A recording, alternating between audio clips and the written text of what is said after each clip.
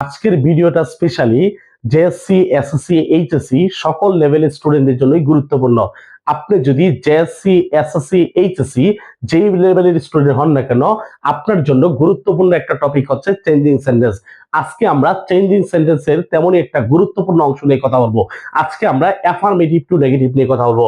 আমি ধারাবাহিকভাবে বেশ কয়েকটা ভিডিওতে অ্যাফার্মেটিভ টু নেগেটিভের বিস্তারিত দেখানোর চেষ্টা করব। আজকে আমি প্রথম রুলসটা নিয়ে কথা বলতেছি। তাহলে দেখুন প্রথম রুলসটাই কি বলা আছে আমাদের জন্য। প্রশ্নে বলা আছে অনলি। অনলি আসলে বিষয়টা কি, আমি তার আগে একটা বিষয় বলি, অ্যাফার্মেটিভ নেগেটিভটা আসলে কি। অ্যাফার্মেটিভ নেগেটিভ হচ্ছে আপনার ভালোকে ভালোই বলতে হবে, খারাপকে খারাপই বলতে হবে। আমি যদি বলি আপনি একটা ভালো ছেলে, বাস অ্যাফার্মেটিভ। আমি বললাম আপনি একটা খারাপ ছেলে না, তার মানে কি আপনি ভালো ছেলেই।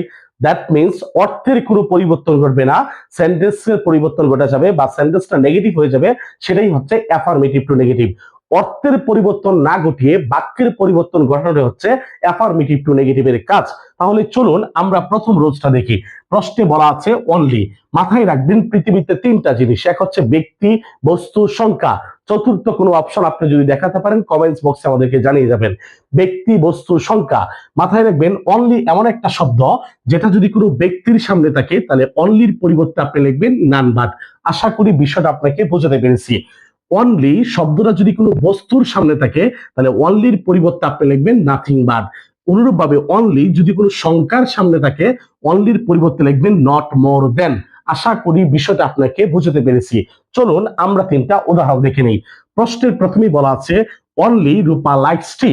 অনলি রূপা লাইকস টি, এই প্রশ্নটা পরীক্ষা হলে আসবে না, এই সেন্টেন্সটা আসবে না, কিন্তু এই স্ট্রাকচারটা, এই রুলসটা অবশ্যই পরীক্ষা হলে তোমার জন্য কমন পড়বে। তাহলে তুমি একটু দেখো, অনলি রূপা লাইকস টি, প্রশ্নের অনলি কার সামনে? রূপার সামনে। রূপা কি ব্যক্তি নাকি বস্তু?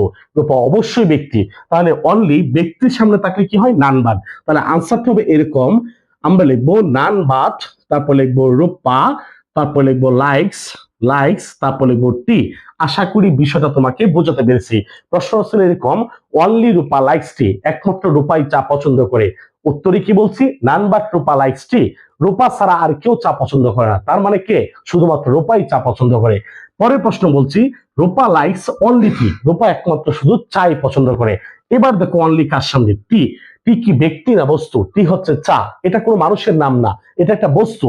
তাহলে অনলির পরিবর্তে বস্তুর সামনে কি? Nothing but. তাহলে আনসারটা হবে এরকম, আমরা লিখবো রূপা, তারপর লিখবো লাইকস, তারপরে অনলির পরিবর্তে নাথিং বাট। আমরা লিখবো নাথিং, তারপর লিখবো বাট, তারপর লিখবো টি। আশা করি বিষয়টা তোমাকে বুঝতে পেরেছি। পরের প্রশ্নটা দেখো, যেমন এর বাংলার ছিল এরকম, রূপা লাইকস অনলি টি, রূপা শুধুমাত্র চা পছন্দ করে। উত্তরে কি বলছি? রূপা লাইকস নাথিং বাট টি, রূপা চা ছাড়া আর কিছুই পছন্দ করে না। পরের লাইনে বললাম, রূপা গ্যাভ মি অনলি 10 টাকা, রূপা আমার মাত্র 10 টাকা দিল। এবার দেখেন অনলি কার সামনে? 10 টাকা, 10।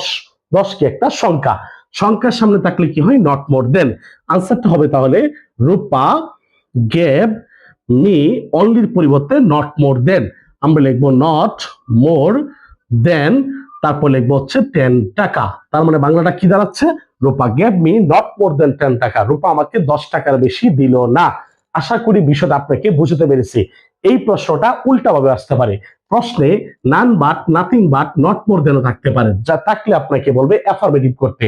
আপনি শুধু এই তিনটার যেটাই থাকুক এর পরিবর্তে শুধু অনলি রেখে দিবেন। আশা করি বিষয়টা আপনাকে বুঝতে পেরেছি। এরকম ইংরেজির চমৎকার চমৎকার ভিডিও পেতে বা গ্রামাটিক্যাল রুলস এর সহজ টেকনিকের ভিডিও পাওয়ার জন্য অবশ্যই কমেন্টস বক্সে আমাদেরকে জানিয়ে যাবেন আপনার কোন টপিকের সমস্যা, আমরা আপনার চাহিদা অনুযায়ী ভিডিও দেবো। আর আমাদের ভিডিওগুলো যদি ভালো লেগে থাকে অবশ্যই আমাদের ফেসবুক পেজ এবং ফলো দিবেন এবং ইউটিউব চ্যানেলটা সাবস্ক্রাইব করে আসবেন। সেই পর্যন্ত ভালো থাকবেন। আসসালামু আলাইকুম।